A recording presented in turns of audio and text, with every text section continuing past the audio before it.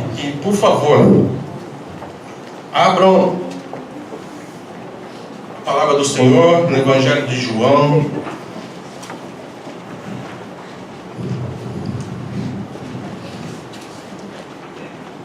no capítulo 4,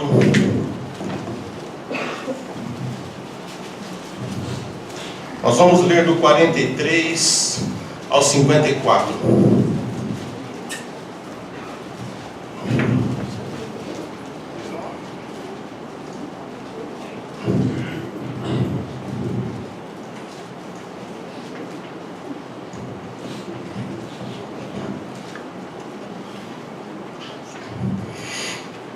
Passado os 2 dias, ele partiu dali para a Galileia, porque Jesus mesmo havia declarado que um profeta não recebe honras em sua própria terra.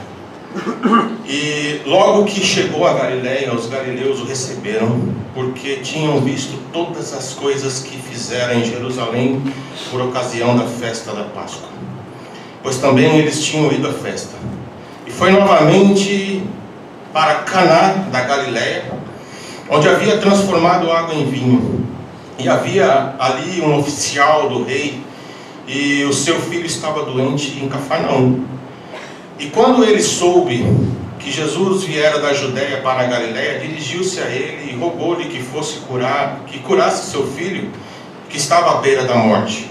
E então Jesus lhe disse: se não contemplardes sinais e prodígios, jamais crereis. E o oficial suplicou-lhe: Senhor, vá antes que meu filho morra.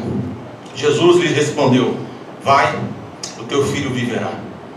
E o homem creu na palavra que Jesus lhe dissera e partiu. E então se dirigiu para casa, e seus servos foram ao encontro dele e lhe disseram que o seu filho estava vivo. E ele lhes perguntou: a que horas ele havia melhorado? E lhe responderam: a febre o deixou ontem às 7ª hora. E o pai reconheceu que foi naquela mesma hora que Jesus lhe afirmara: o teu filho viverá. E ele creu com toda a sua família. Este foi o segundo sinal que Jesus fez ao voltar da Judéia para a Galileia. Curva sua cabeça um instantinho, vamos falar com Deus. Soberano Deus, eterno Pai, nós continuamos na Tua santa presença. Queremos, ó Deus, dizer que o Teu nome é santo, que o Teu nome é lindo, que o Teu nome é maravilhoso, que o Teu nome é poderoso e é santificado em todo o universo.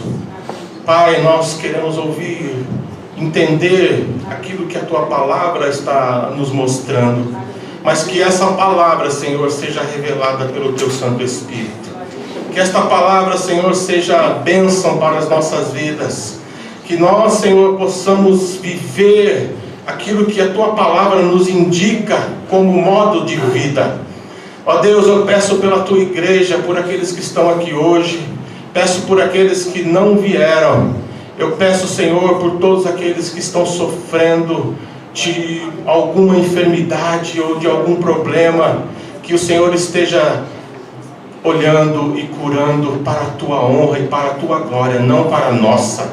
Que nós venhamos a diminuir e que Jesus cresça. Em nome de Jesus, que as palavras da minha boca e a meditação do meu coração sejam gratas diante de Ti. A igreja pode se assentar.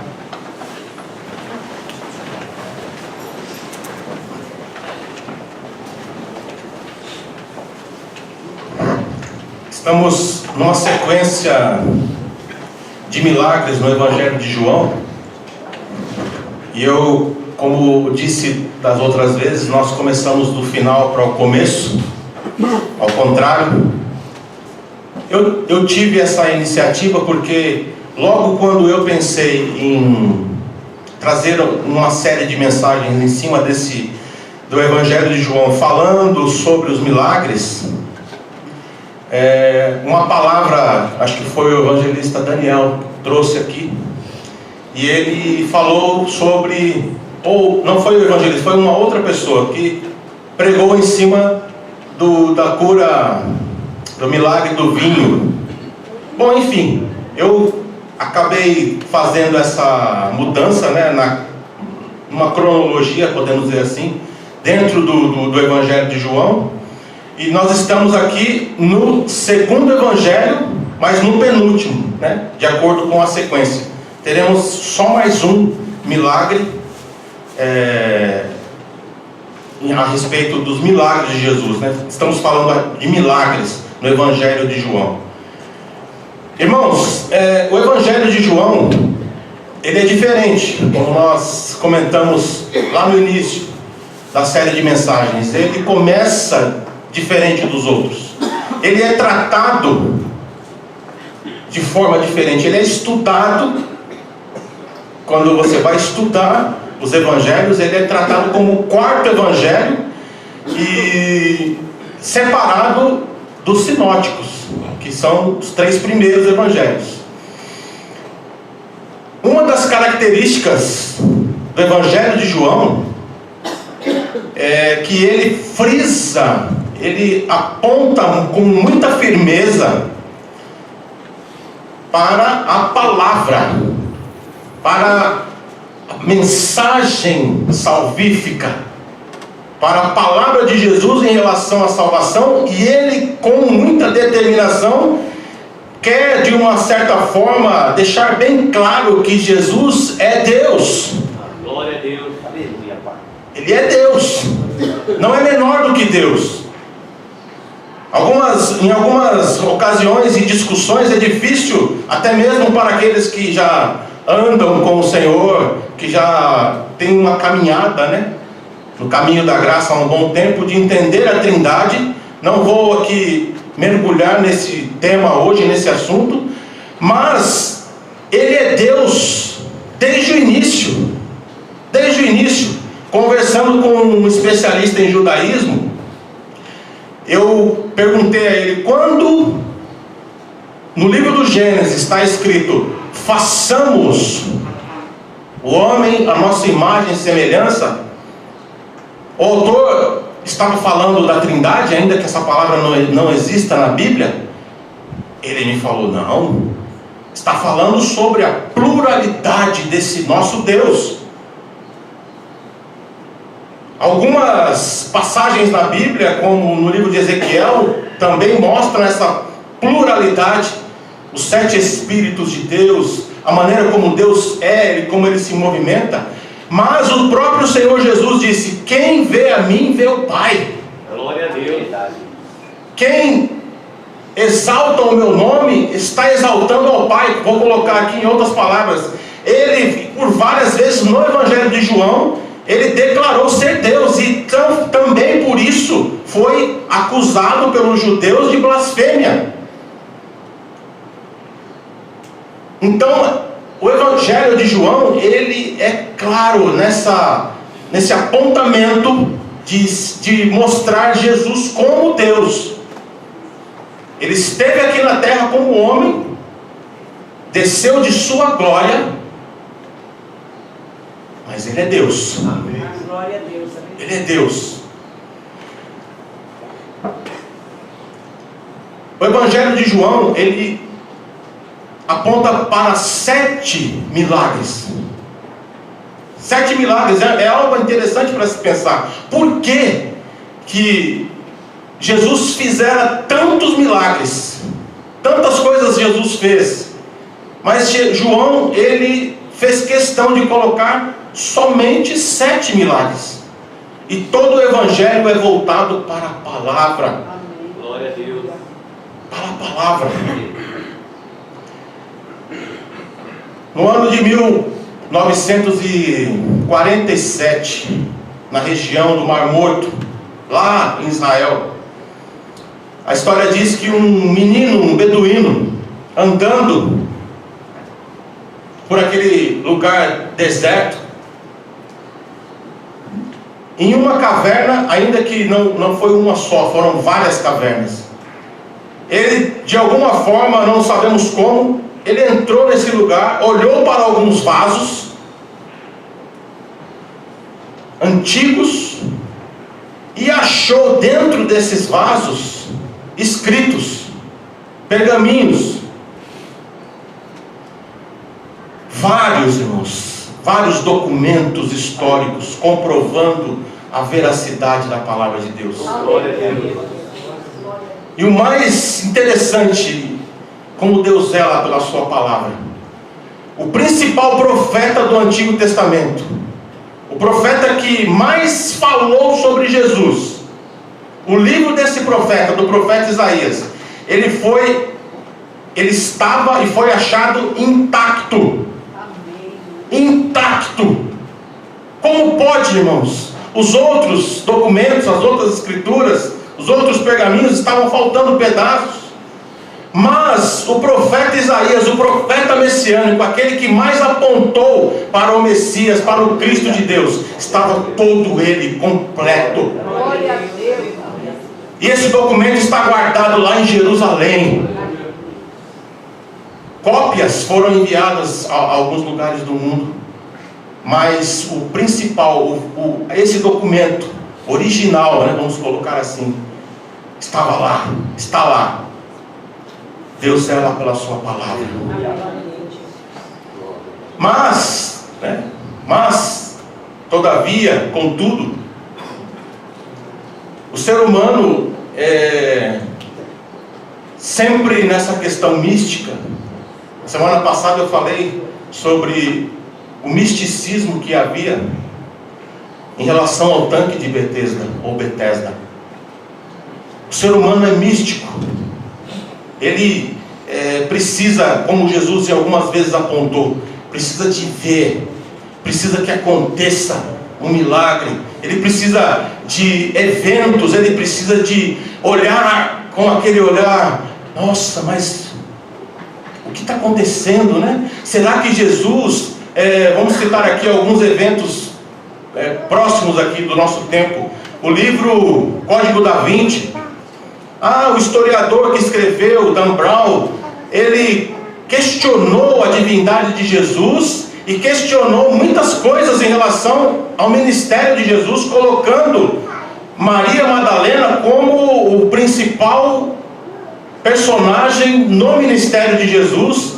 Chegou até a afirmar que Jesus casou com Maria Madalena e que eles tiveram um filho, e que o mistério que envolve o Santo Graal, que é literalmente a taça que Jesus bebeu o vinho na última ceia, que na verdade há algumas coisas em volta disso para omitir que o Santo Graal na verdade é uma descendência de Jesus que vive até hoje. Tudo isso, irmãos, e outras histórias que nós ouvimos, também começou nos primeiros séculos, junto com os evangelhos, junto com a palavra de Deus, junto com o Novo Testamento que estava nascendo. Nos primeiros séculos existiam grupos sectários, grupos heréticos, grupos que misturaram as informações do evangelho, que nesse momento era falado, da tradição oral. Eles falavam um para o outro: olha, eu andei com Jesus, e nesse dia, em tal hora, em tal lugar, ele fez isso, ele pregou isso, ele falou isso, e o Espírito Santo em um determinado momento decidiu: olha, João, Mateus, Lucas, outros homens, escrevam isto, porque Jesus mesmo não escreveu nada, mas escrevam, ouçam a voz do Espírito. Quando João estava lá na ilha de Pátimos, ele deixa claro isso. Jesus, ele recebeu ou foi arrebatado, ficou em espírito, e Jesus mostrou para ele e falou: olha, escreve aquilo que eu estou te mandando escrever. E nos primeiros séculos existiam vários grupos, e um dos grupos que mais atrapalhou o andamento do verdadeiro evangelho, por isso que o apóstolo Paulo, entre outras coisas, quando escreve aos Gálatas, diz assim: olha, se vier alguém aqui, vou colocar nas minhas palavras, se chegar um caboclo aqui pregando um outro evangelho, uma outra palavra, Paulo teve coragem de dizer que ele seja maldito, que esse evangelho e também o autor desse outro evangelho seja amaldiçoado, porque distorce, enche de sofismas, enche de distorções, vamos colocar dessa forma, tudo aquilo que Jesus falou, tudo aquilo que ele pregou, e gera uma série de interpretações erradas, como acontece até em nossos dias. Então, junto com a verdade, com o documento, com o livro do profeta Isaías, também vieram outros documentos. Por exemplo, Apocalipse de Pedro, um documento gnóstico. Evangelho de Tomé, um documento gnóstico, espúrio. Evangelho de Judas. Então, o que eles faziam? Eles colocavam o nome de um apóstolo para que tivesse autoridade o documento.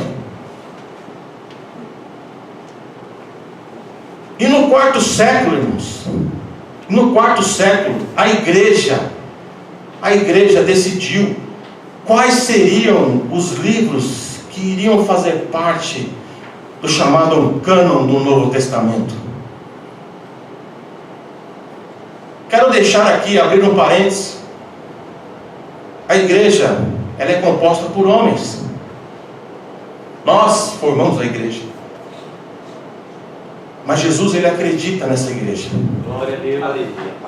Jesus, ele acredita em nós.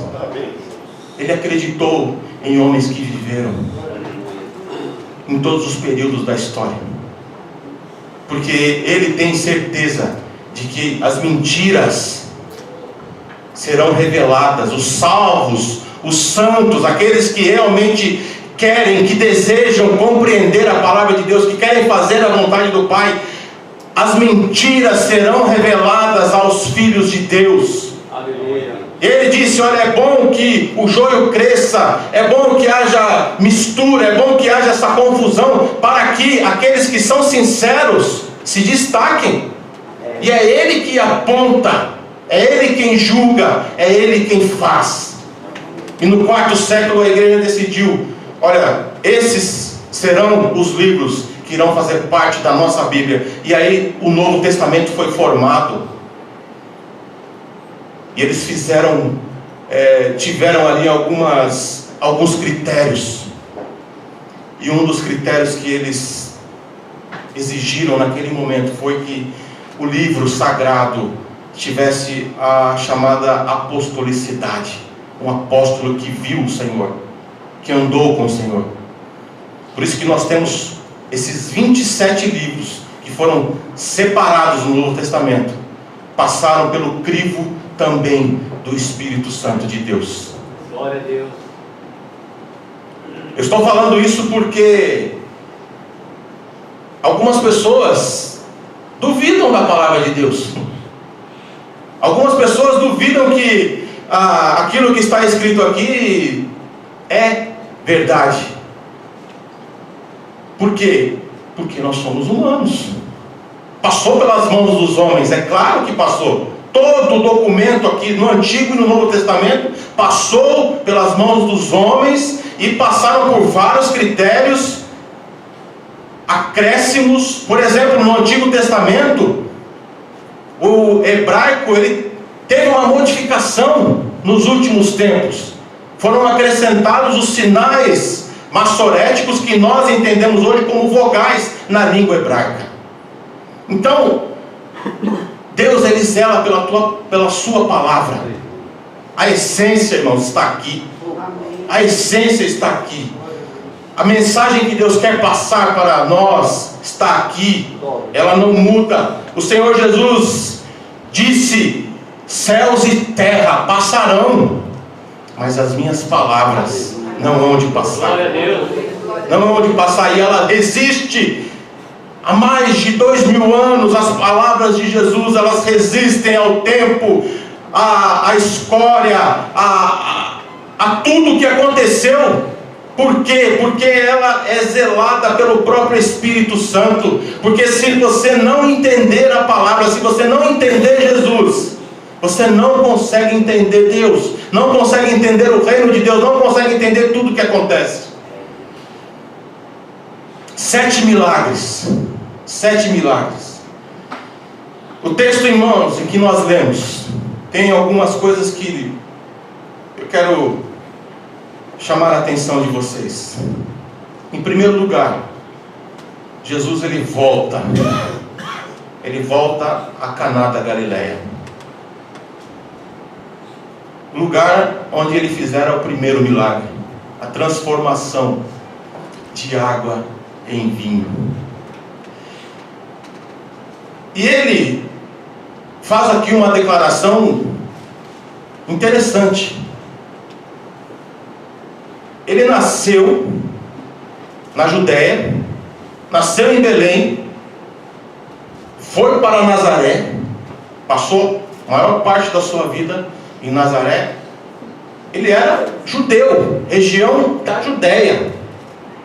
Só que os lugares onde ele passou por mais problemas, onde a sua mensagem foi mais questionada, foi exatamente na Judéia. Dá uma calibrada aqui para mim que a Eloíde está com calor. E eu também.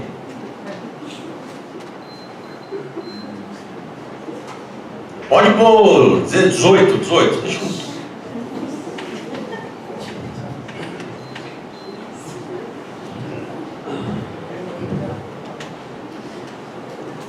O ar-condicionado, eu quero abrir aqui um parênteses, é uma coisa, é uma incógnita. Na minha cabeça, quando não tinha, todo mundo pedia, né? Pastor Hostílio. Agora que tem, está muito frio, está muito calor, eu não sei o que eu faço. E nem os diáconos sabem, né?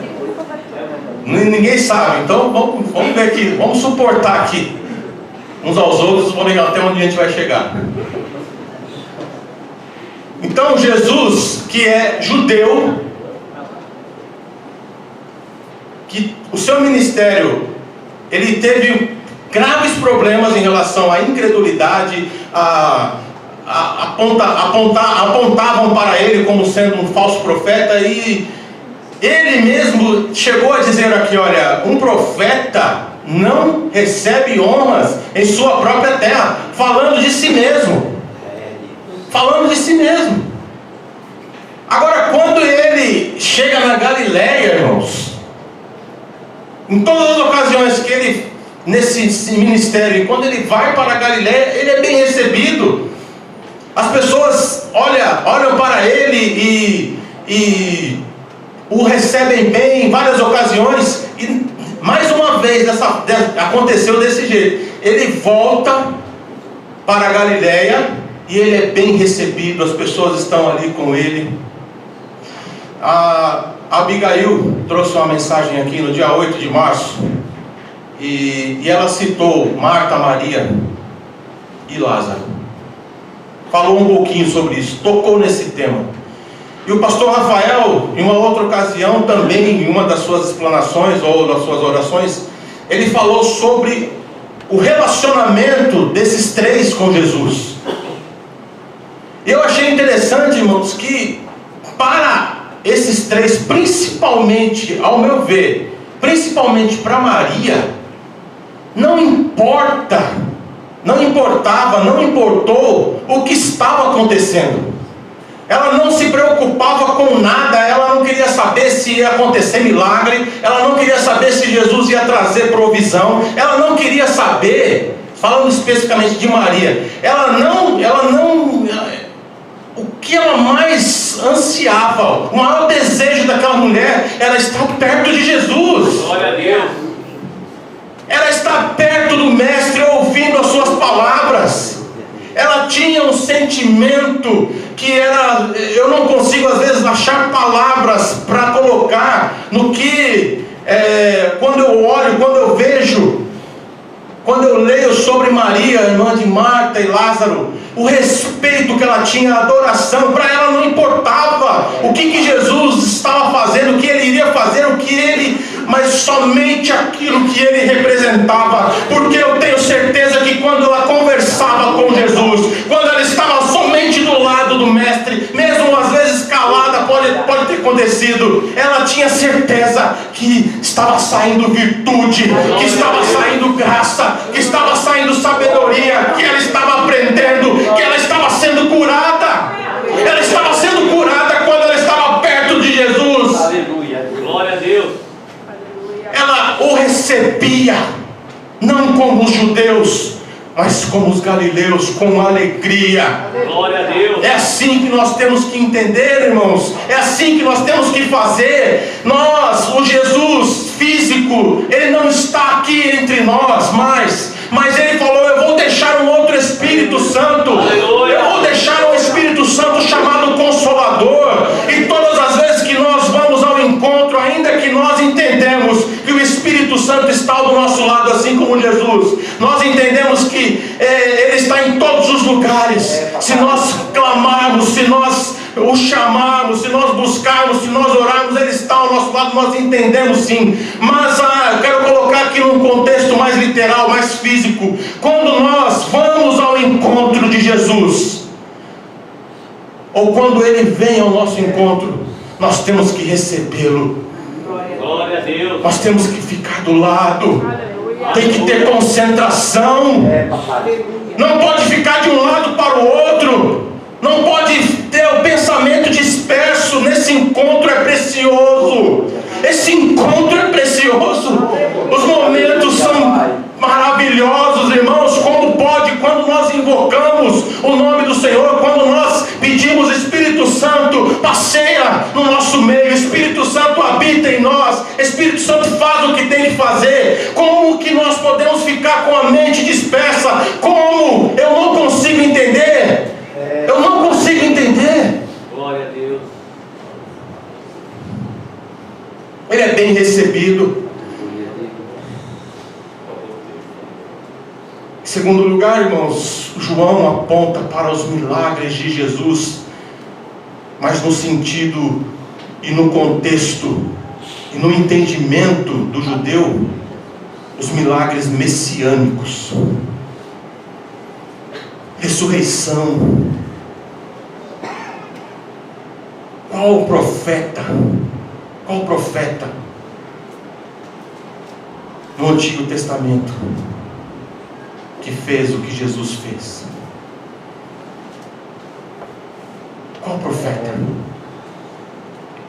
que ressurgiu dos mortos? Qual homem na história que ressuscitou? Nenhum. Lázaro foi ressuscitado, mas voltou como todo ser humano, morreu como todo ser humano. O seu corpo não sofreu a corrupção.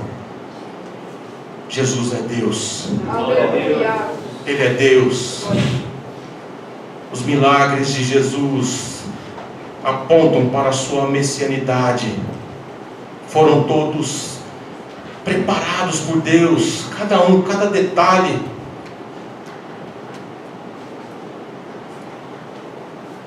Em terceiro lugar, irmãos, o tema central desta passagem é fé. Fé. Glória a Deus. Agora eu quero fazer uma reflexão sobre esse tema e sobre milagre. Por várias vezes, Jesus ele mostrou com as suas palavras que, não sei se a palavra correta é essa, mas ele não se agradava. Ele não se agradava quando as pessoas iam atrás dele somente por causa dos milagres. Ele não se agradava. Por várias vezes, você estudando os evangelhos, você vai ver Jesus falando: olha, esse povo me segue, por causa dos milagres que eu faço. Em outras palavras, irmãos, ele estava dizendo: não tem conversão nenhuma aí. Não tem conversão nenhuma. Não estou aqui pregando contra o milagre. Pelo contrário, Ele é amor e Ele fez por amor, amando o ser humano. Irmãos, nós sabemos, nós somos pessoas normais, e nós sabemos o quanto é difícil. Vamos pensar juntos aqui. Quanto é difícil passar por uma enfermidade física. Nós sabemos, o texto aqui mostra bem isso. O homem vai até Jesus por causa do seu filho, e ele ouve de Jesus isso que eu acabei de falar para vocês. Em outras palavras, Jesus estava dizendo: vocês me procuram só por causa dos milagres. Ele não escuta, ele não para refletir naquilo que Jesus falou. Ele apenas fala: Senhor, por favor, o meu filho está morrendo, ajuda-me. É o desespero humano, irmãos, é o desespero de passar por essa dor. E quando nós estamos enfermos, ou quando alguém da nossa família, seja um filho, uma filha, um marido, a esposa, não, seja quem for, a nossa mente ela pira, a nossa mente ela fica confusa. Nós chegamos, vamos colocar da forma mais aberta possível, nós chegamos a duvidar do amor de Deus por nós. Chegamos a duvidar. Eu estou olhando aqui para nossa irmã Lourdes, e vocês conhecem a história de vida dela e o que aconteceu com o filho dela. Nós oramos, nós pedimos, porque é natural, nós vamos nos colocar no lugar dela, nós vamos clamar, nós vamos sentir a dor que ela está sentindo, mas coube ao Senhor levar, é Ele que sabe, é Ele quem determina, irmãos, entendam isso. É o Senhor que faz o tempo certo, na hora certa. Aonde está daí fora que Deus tarda, mas não falha, é mentira. Ele age na hora certa, no momento certo e da maneira certa. Glória a Deus. Então a dor que ela sente é imensurável, eu não consigo medir. Ninguém consegue medir, mas Deus conhece, e eu tenho certeza, vou falar isso de todo o meu coração: Deus tem colocado as mãos sobre a tua vida, mulher. Deus tem colocado as mãos toda poderosa para te dar, para acalmar a sua alma, para te dar pensamentos bons, para que você possa viver em paz, e que você tenha certeza que o Senhor, se Ele levou, é porque Ele tinha um plano maior, como tem um plano maior em todas as ocasiões. Glória a Deus.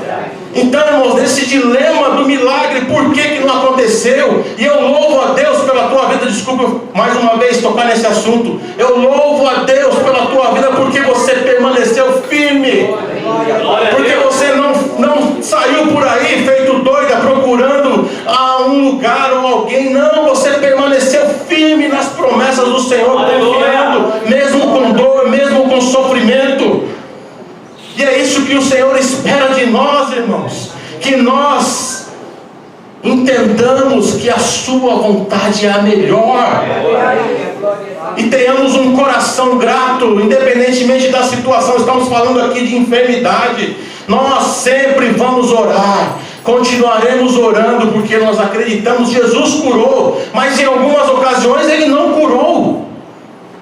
Em algumas ocasiões Ele não curou. Então, o que nós temos que entender em relação a isso? O que o Senhor quer de nós? O que o Senhor quer que nós, qual a atitude, qual é o pensamento, qual é a maneira que o Senhor quer que nós vivamos? Crendo, pela fé. O texto fala de fé. O texto fala de fé. E eu estou falando aqui de uma fé que vacila. De uma fé que vacila. E Ele sabe que nós somos assim. Eu não sou melhor do que esse homem. Eu não sou melhor do que ninguém que está aqui. Por várias vezes eu vacilei. Por várias vezes eu vacilei na minha fé. Por isso que aquele homem chegou para Jesus e diz: eu creio, mas ajuda-me. Ajuda-me, eu creio, mas ajuda-me. Mas uma coisa eu quero chamar a tua atenção. Que tipo de fé agrada a Deus? Que tipo de fé agrada a Deus? Não é a fé nos milagres. Não é a fé nos milagres. Se você tem esse pensamento de que precisa acontecer o sobrenatural o tempo todo, de que as pessoas precisam entrar aqui de cadeira de roda, sair andando, isso é bom. Se acontecer, nós engrandeceremos o nome do Senhor, eu creio nisso. Mas o foco, irmãos, não está nisso. O foco não está. Eu sei que tem muitas igrejas lotadas, porque o slogan, a palavra central é milagre. Está com problema, está enfermo, está desempregado, vem aqui, vamos fazer uma campanha, traga a sua carteira, traga isso. Irmãos, essa fé não agrada a Deus.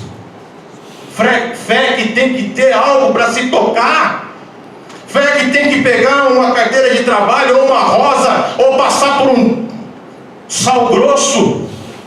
Essa fé não agrada a Deus, irmãos. Não agrada a Deus. Se você for lá para a palavra de Deus, Mateus capítulo 8, o episódio do centurião romano, estava pedindo por um servo também. Esse estava pedindo por seu filho. Aquele centurião estava pedindo por um servo que talvez ele o tivesse como filho. O que aconteceu ali? Só para relembrá-los. Eu sei que vocês conhecem essa passagem. Mas que tipo de fé que agrada a Deus? Aquele homem estava doente. Aí os judeus vão até Jesus e dizem: olha, o centurião, assim, um homem que nos ajuda, vai lá, faz um milagre lá. O filho dele está, o servo dele está ruim, está morrendo e tal. E Jesus, por amor, ele vai. Só que ele está chegando. Um texto diz que alguns homens foram, mas outro texto diz que o próprio centurião foi até ele. E diante do Cristo, diante do Deus vivo, diz assim: Senhor, não precisa entrar lá no meu lar. Aleluia. Não precisa ir até a minha casa. Somente fale. Só fala. Só manda uma palavra, Senhor. Manda só uma palavra e o meu servo ficará curado. Glória a Deus. Irmãos, Jesus olhou para a multidão, para as pessoas que estavam ao lado dele, e falou: olha, nem em Israel, ou seja, nem entre os judeus, eu encontrei uma fé como essa. Jesus. Que não precisa de sal, não precisa de rosa, não precisa de pegar em nada. Manda uma palavra. Uma palavra, Senhor, e o meu servo ficará curado. Esse homem não demonstrou tamanha fé, mas creu na palavra de Jesus. O que Jesus fez aqui? Pode voltar, o seu filho vai viver. E foi. Mas ele quis saber que horas, para ver se foi Jesus mesmo que curou. Que horas que aconteceu isso? E falaram para ele a hora. E aí ele creu. Aí ele creu.